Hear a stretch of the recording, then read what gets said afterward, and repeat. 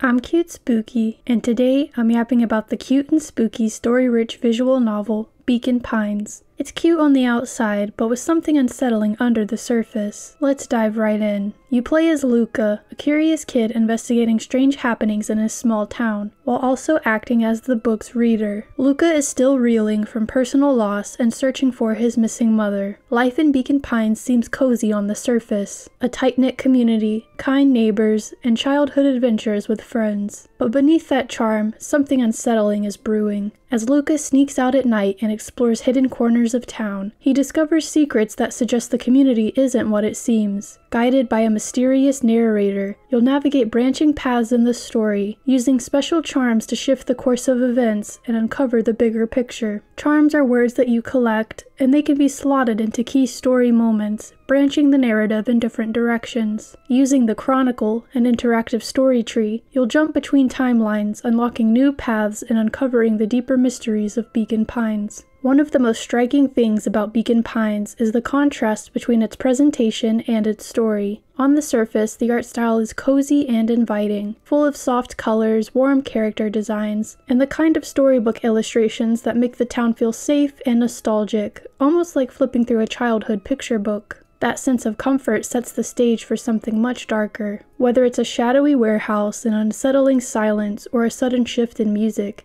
it hits harder because it's framed against that coziness. The game plays heavily on nostalgia. Exploring as Luca feels like the kind of small-town adventure kids imagine, sneaking out after dark and sharing secrets with friends. But just like real childhood memories, there's a bittersweetness to it. The coziness never fully erases the feeling that something is off, and that tension makes the story compelling. The narrator's voice acting ties it all together. Warm, expressive, and sometimes playful, the narration feels like being read to as a kid, but that same voice can dip into foreboding or unease in an instant, reminding you that this isn't just a bedtime story. It's a mystery with real stakes. The one thing that's missing is voice acting for the characters in the story. That would have made the story feel even more alive. Beacon Pines is very much a narrative-driven game, but it doesn't just hand you a straight path from beginning to end. The main mechanic revolves around collecting charms. These are single words that can completely change the direction of the story when you place them into key sentences. It feels simple, but it's clever because every new word you unlock sparks curiosity about what doors it might open elsewhere.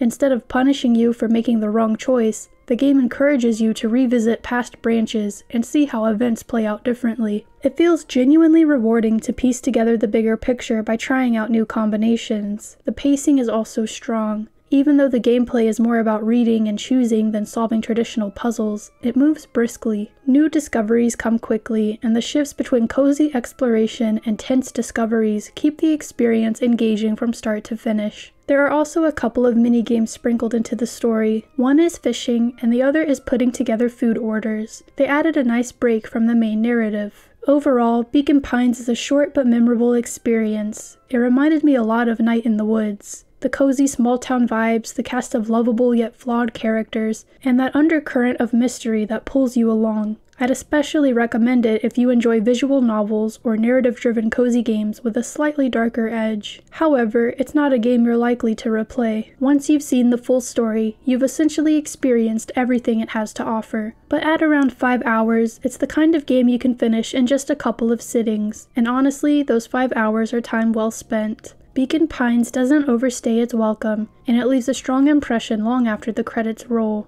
That was my time with Beacon Pines, a short, sweet, and slightly unsettling storybook adventure that will stick with me for a long time. If you've played it, I'd love to hear what you thought in the comments, and if you know of any more games like it, let me know. If you liked the video, press the like. If you want to see more of me, subscribe. I cover cozy games, RPGs, and visual novels. Bye guys!